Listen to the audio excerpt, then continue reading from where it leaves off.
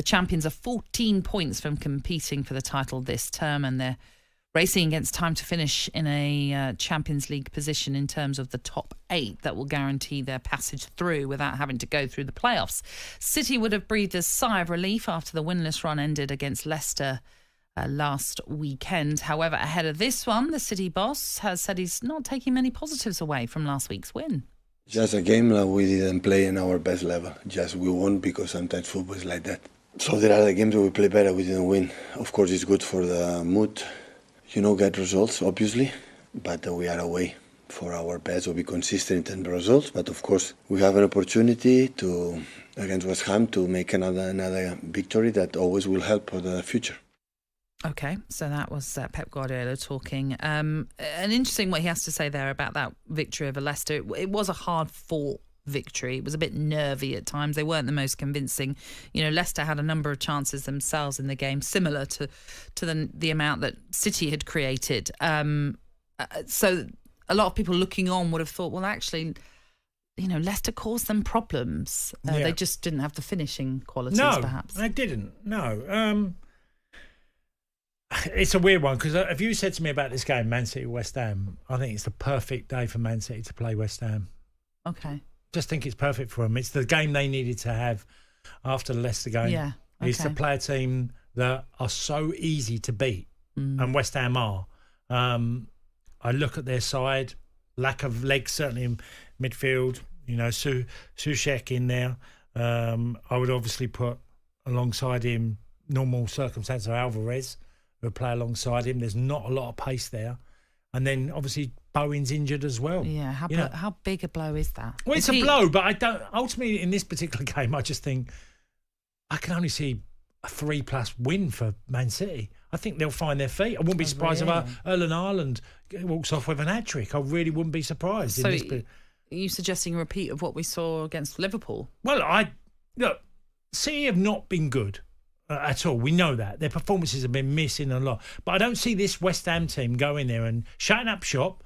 And I don't also see them trying to be expansive and try and get something out of the game in that way, because they don't look like they can do either way very well.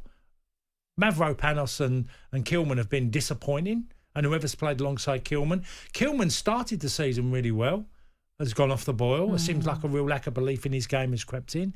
Against Liverpool, they were just torn apart with pace and power. And okay, City don't quite have that like they once did, but there's still way enough in that City team to beat West Ham. I think West Ham fans will be really nervous about today. And City fans might say, well, we ain't been good and great, whatever. And, we're not quite sure what we're going to get from the City team at the moment.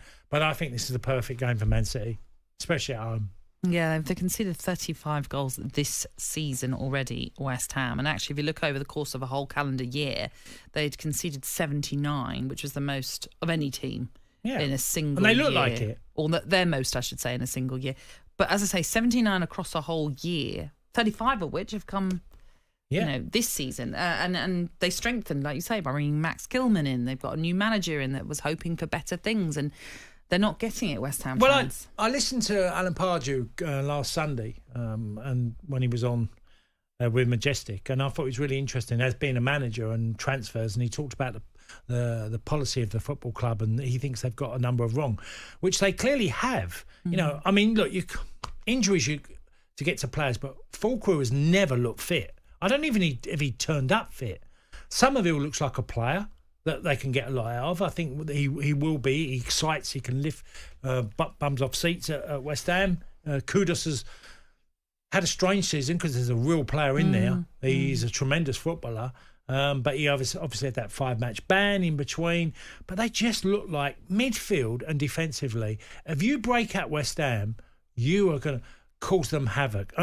If you look at the City team and who could be available, Savino can run at you. He can cause you problems. Phil Foden, I'd like to think, could start to have a bit of recovery of where he was, because he's such a good footballer when he's on his game.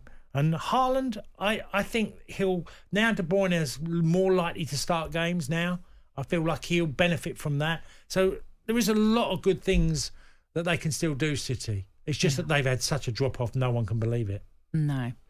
But like you say, in terms of an opposition to play, they're taking on a West Ham side, maybe low in confidence after that 5-0 hammering by Liverpool. And West Ham haven't beaten City in their last 18 attempts. No.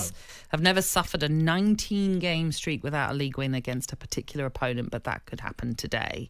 Not an easy game, certainly for West Ham. On AM, on DAB, via the talkSPORT app and on your smart speaker. talkSPORT.